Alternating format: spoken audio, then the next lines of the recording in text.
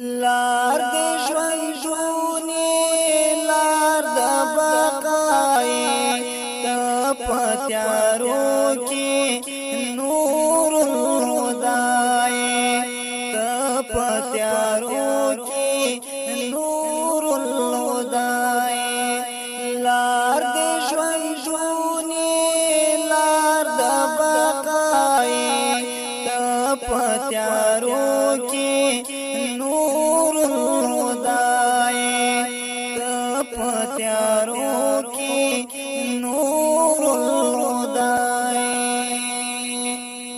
بسم الله الرحمن الرحيم الحمد لله رب العالمين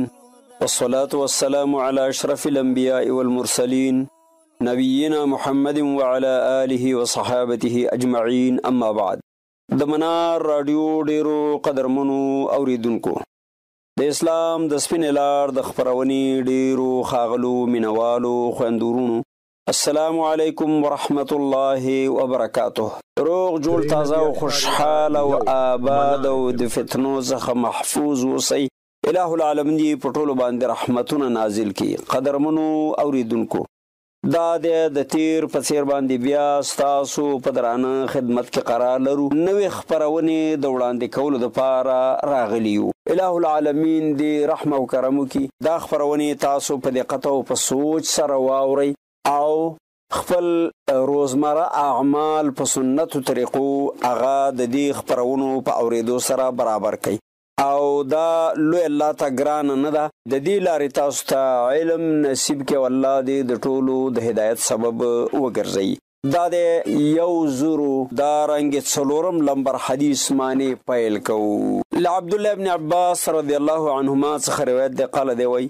قال رسول الله صلی الله علیه وسلم رسول کریم صلی الله علیه وسلم فرمایلی دی من قتل فی عمیه څوک چې ووژلی شه په نامعلومتیا کې او رمیم بحجر یا د خلکو ترمنځ د کمرو او د تیږو د ګزارولو جنګو او په هغې کې ووژلی شه او صوف او یا امسو باندې وولی شو ډانګو باندې او صوت معنا په درو باندې ووهلی شه او عصایا په امسا باندې فعقله عقل الخطأ نو د دې دیت چې دی دیت د قتل خطا دی ومن قتل عمدا فهو قود او څوک چې قصدن وجلی شه پر هغه خو به حکم د قصاص نافذیږي من حال دونه څوک چې د قصاص مخې ته ودرېږي چې ما نه څوک قصاص نشي کولی فعليه لعنة الله نو په داسې انسان دی د الله عز وجل لعنت وي اخرجه ابو داود والنسائي وابن ماجه باسناد قوي دا حدیث نقل کړی دی امام ابو داود امام نسائی امام ابن ماجه او سند قوي دا مبارک حدیث په دې خبره باندې دلیل دی چې پړنده کاته کې او په نامعلومه جګړه کې مړي په سر باندې قصاص ول نشته یا پر هغه څه باندې چې څوک ووجله شه چې عادتا په دغه امسو په لرګیو او د کاڼو په ایشتلو څوک نه مري او مقدره دا وه چې دا انسان مړ شه نو دا قتل خطا یا شبه العمد دی لیکن قتل قصدا نه دی نو په دې کې به قصاص نه یا به عفو او یا به دیت اخیستلی او دا هم ثابته شوله چې دیت اخستنه هغه مقتول د ورثه او شرعي حق دی والله ته ورکړی دی او هغه څوک چې قصدن قتل وکړي په هغې به قصاصیږي او دا قصاص حکم الله دی ضرور به نافذیږي او که څوک راوځي چې زموږ په دستور او قانون کې قصاص نشته او زه دا انسان قصاص ته نه پرېږدم نو په ده د الله لعنت وورېږي دا الفاظ مبارکه خوله د محمد رسول الله صلی الله علیه وسلم باندې راغلي دي نو حدیث په دې باندې دلالت کوي چې د حدود الله په نافذولو کې به عوام مسلمانان د خپل حکمرانانو خولې ته ګوري او هغې سره به تعاون کوي چې حکم الله په مجرم باندې تطبیق شي او د بل دپاره عبرت شي چې من بعد څوک جرأت ونه کړي د مسلمانانو د قتلولو 105 لمبر حدیث ته ورسېدو. وعن ابن عمر رضی الله تعالی عنهما او عبد الله ابن عمر رضی الله عنهما څخه روایت ده عن النبي صلی الله علیه وسلم قال اگر روایت نقل کړي د نبی کریم صلی الله علیه وسلم نه چې فرمایلی دي اذا امسك الرجل چې یو سړی بل سړی ونیسي د وجنې دپاره وقتله الاخر او مړ بل چا کړ یو ورته نیولی او بل مړ که یقتل الذي قتله وجلی بشي هغه قاتل چې هغه مباشرتا قتل کړی دی سړی وجلی دی ويحبس الذي امسك او زندان ته به اچولی کېدی شي هغه څوک چې هغه ورته نیولی و. دا حدیث دارقطني راخستی دی موصول او مرسل وصححه ابن القطان يحيى بن سعيد القطان صحیح بللی ورجاله ثقات وحافظ ابن حجر وی روات ثقات دی الا ان البيهقي رجح المرسل مگر امام بیهقی وی راجح خبر دادا چې دا حدیث مرسل له او هغه انقطاع چې دا هغه عن عند سفیان ثوری ده رحمه الله او همدارنګه پکې نور عللونه هم شته ده. نو چې کله دا حدیث تر دې کچه ضعیف شو نو د دې نه د مسلې استدلال او استنباط نشي کېدلی بلکې څوک چې د چا په وجنه کې شریک شو هغه به ټول ور باندې اعدامېدی شي او دا حکم الله دی او دا به نافذیږي چې پرې ثابته شوله چې فلان فلان فلان د مسلمانانو په قتلونو کې برخه اخیستې ده نو هغو به اعدامېدی شي. وعن عبد الرحمن بن البيلماني او عبد الرحمن بن البيلماني څخه روایت ده 106 لمبر حدیث چې ان النبي صلی الله علیه وسلم قتل مسلما بمعاهد چې نبی صلی الله علیه وسلم وجله مسلمان په سر د هغه کافر ذمي کې چې هغه د مسلمانانو نه پناه اخیستی و. وقال ویلی انا اولا من وفى بذمته زه تر هر چا لایق د دې چې زه وفاداري وکړم په خپله ذمه وارۍ. دا حدیث اخرجه عبد الرزاق هكذا مرسلا امام عبد الرزاق نکړی دی مرسل ووصله الدارقطني بذكر ابن عمر او امام دارقطني ذکر کړی دی چې عبد الرحمن ابن البيلماني تابعي دا دو ابن عمر رضی الله تعالی عنهما څخه روایت نقل کړي.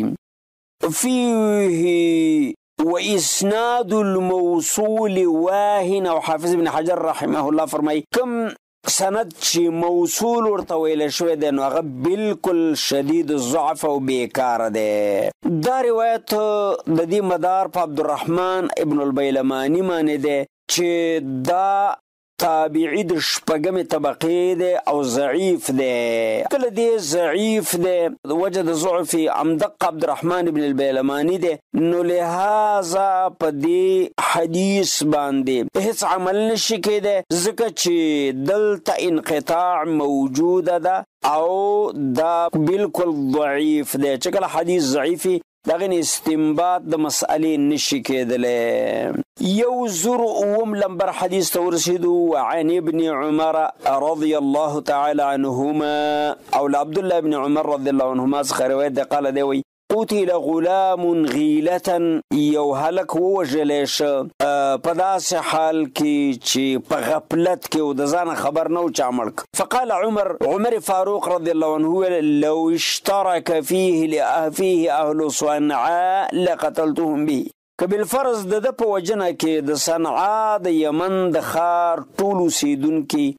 شامل شوی وی نو ما به پرې ټول اعدام کړی وی. اخرجه البخاري حدیث هم رسید چې امام بخاری په کتاب الدیات باب اذا اصاب قوم من رجل هل يعاقب سو حدیث نمبر 4990 صحیح البخاری راخصه ده. دا اثر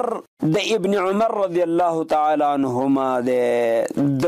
عمر فاروق رضی الله تعالی عنه ده چې کله په خلافت راشده د عمر فاروق رضی الله تعالی عنه کې داسې یو څوک د ډیرو کسانو د خلکو نه وجل شو چې 2 یا 3 قاتلان او هغه په قصاص کړه نو خلکو خبرې اترې شروع کړې چې وګوره په یو نفس باندې ډیر نفسونه ووجل. نو بیا امیر المؤمنین عمر بن خطاب رضی الله تعالی عنه دا ارشاد فرمایه چې دا خو لا 2 او 3 په یو اعدام شو که د دې هلک قاتلین معلوم وی دا ظلموټی چې وجلی شوی دی، که د ده قاتلین معلوم وی، که هغه د یو ښار اوسېدونکی وی، ما به پې ټول ښار اعدام کړی وی او هغه به مې پې قصاص کړی وی. دا حدیث او اثر د عمر فاروق رضی الله عنه په دې باندې دلیل دی. چېرته د یو مسلمان په قتل مباشر کې ډېر خلک شریک شي، ټول به په سزا باندې رسیږي او هغه به قصاصیږي. او دلته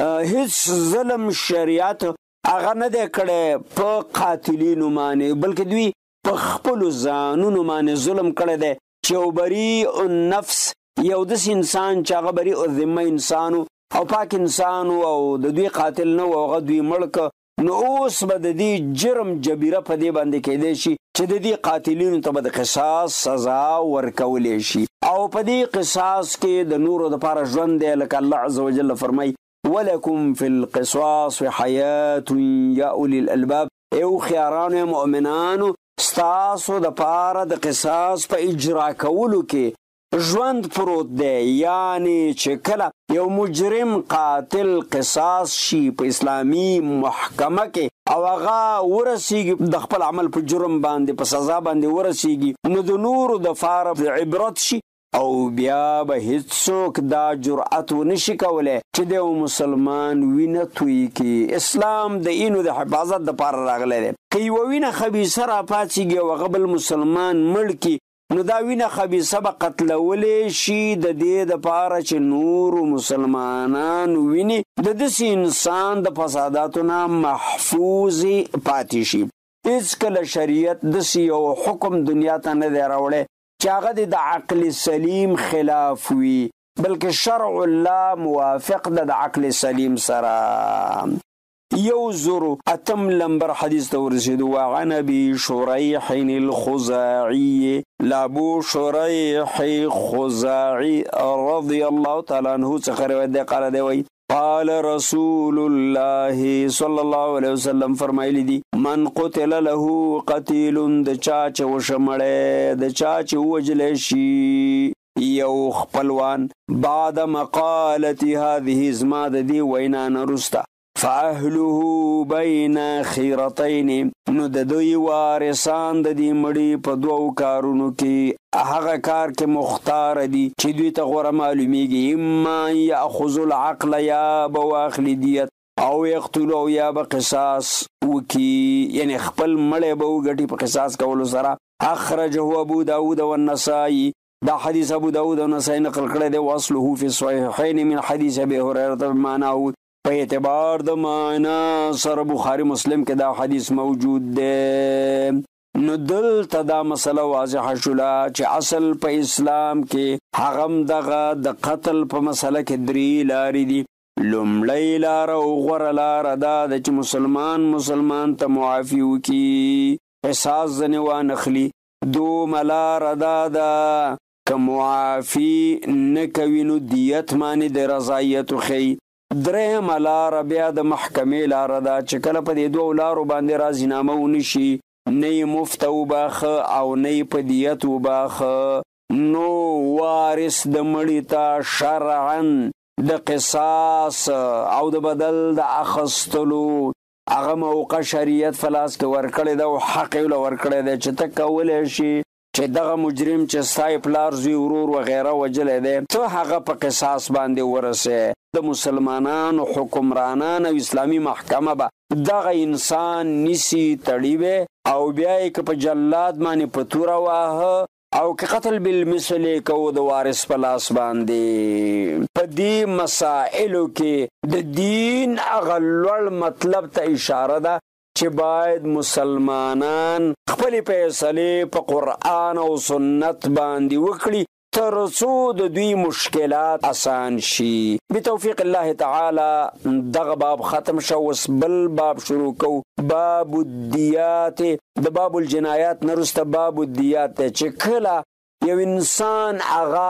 عفو ونکي او په دیت باندې راضي شي، نو د مړي څونه دیت دی د هغه د ورثو په لاس به اخیستلی کېږي. بلکې په دې ټولو روایتو کې چې را روان دي چې تقریبا 12 حدیث دی دا بیان دی د دیتونو بیان. 109 لمبر حدیث. عن ابي بكر ابن محمد ابن عمرو ابن حزم عن ابيه عن جده. ابو بکر ابن محمد ابن عمرو ابن حزم رحمه الله روایت کوي د خپل پلار چې محمد ابن عمرو ابن حزم دی، هغه د خپل نیکنه روایت کوي د نیکنه چې هغه عمرو ابن حزم دی چې ان النبي صلی الله علیه وسلم كتب الى اهل اليمن، یقینا نبی کریم صلی الله علیه وسلم ولیکل د یمن خلکو ته. فذكر الحديث هغه وګد حدیث ذکر کو فيه چې دغه په برخه کې دا راغلی ان من اعتبت مؤمنا قتلا عن بينه، دای په لیکلو چې بشک چا چې یو مسلمان بی ګناه ملک او په دغه قاتل معنی بینه او شاهدان تیر شو فإنه قود، دغه قاتل سزا هغه د چې دا به قصاص کې دی شي الا يرضى اولیاء المقتول، مگر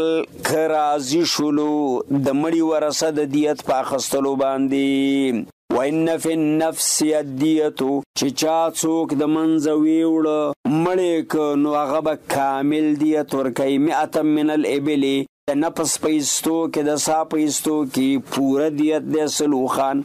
وفي الانف اذا وعب جدعه الدیت،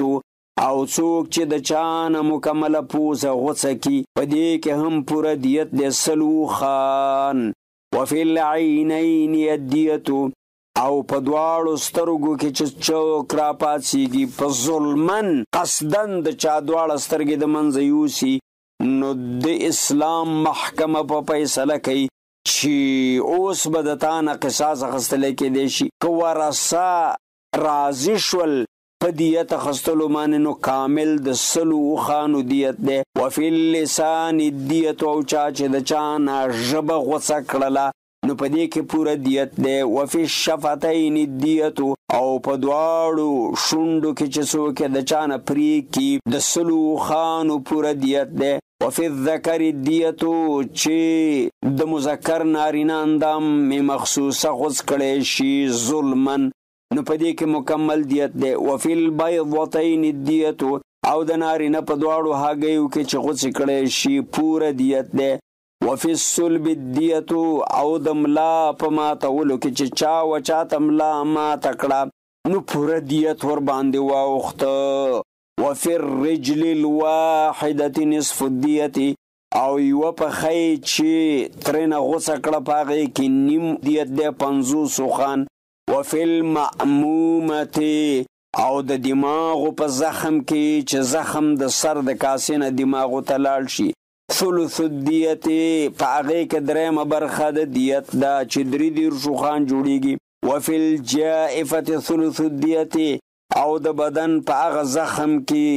چې هغه هم دننه ونوځي داخل ته رسېدلی په هغې کې درېیمه حصه د دیت ده. وفي كل اصبع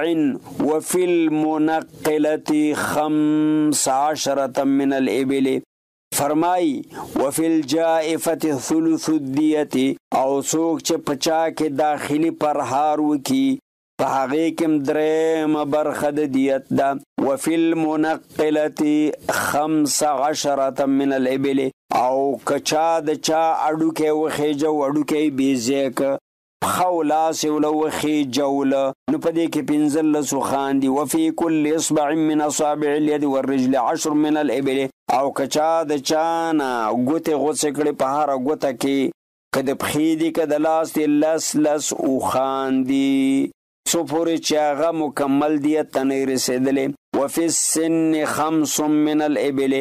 او د غاښ په ماتولو کې 15 اوښان دي. وفي الموضحة 5 من الابل، او په هغه زخم کې چې پوټکی وشلی او غوښه وشلی البته اډوکي ته نه رسېدلی په هغې کې 15 اوښان دي موضحه. وان الرجل يقتل بالمرأة، او بله دا ده چې قصاص کېدی به شي نارینه په ښځه. وعلى اهل الذهب 1000 دینار،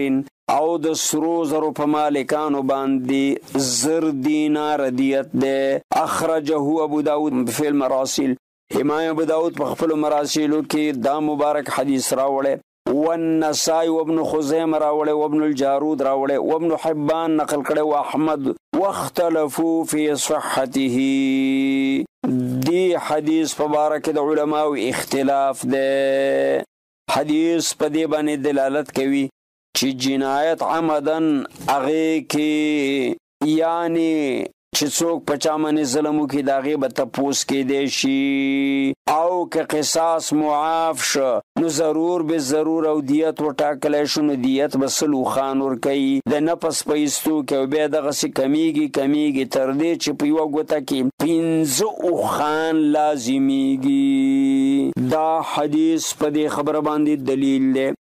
چې مسلمانانو د مسلمان اینه قیمتي ده، وجود قیمتي ده، پوستکی قیمتي ده، نفس قیمتي ده. مسلمان ته شر او فساد مه وراړوه او که د مسلمان دغسې ناروا دې وکړه چې هغه ژوند دې ختم که یا دې د هغه ټول وجود ناقص که یا دې د هغه یو اندام ناقص که نو بیا به په تا باندې چې معافي درته وکړله نو په تا باندې به ګناهګاره د دیت راځي او دغه دیت به اخیستلی کېږي او دغه مظلوم انسان ته چې په هغه باندې ظلم شوی دی هغه ته به حواله کېږي چې ادنا دیت مونږ ولوسته. ادنا دیت د یوې ګوتې په سر باندې 15 اوښان دي. که چېرته دا حکم الله طریقة الرسول صلی الله علیه وسلم زمونږ په معاشره کې عملی شي او الله دې عملی کاندي، هیڅوک به د چا مال او ځان او اولاد ته په تکبر سترګه باندې ونه ګوري بلکې ځان به ساتي چې واله کاسې نه چې پلانې را باندې وانه وړي یا مې د لاسه خوږ نشي ځکه د اسلام محکمه هغه تطبیقي عمل باندې به لاس پورې کوي او بیا به مې خیر نه وي. نو په دې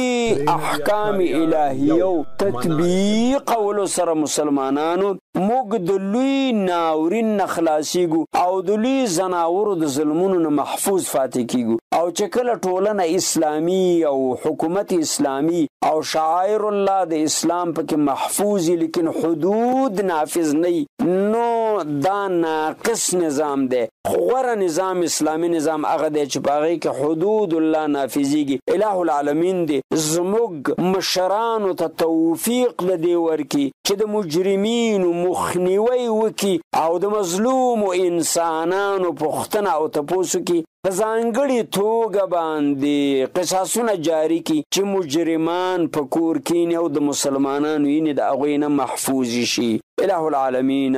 زموږ وینې زموږ حیثیتونه ناموسونه عورتونه ته محفوظ کې او ظالمان په خپله په سزا باندې ورسې او هر هغه څوک چې ستا احکامات په دې مسلمانانو باندې پیاده کوي او عملي کوي الله د هغوی ملاتړ وکړي، هغوی ته ترقي او رشد ورکړي. امین یا رب العالمین. وصلی الله تعالی علی نبینا محمد وعلى آله وصحبه اجمعین. 93 یوه څپه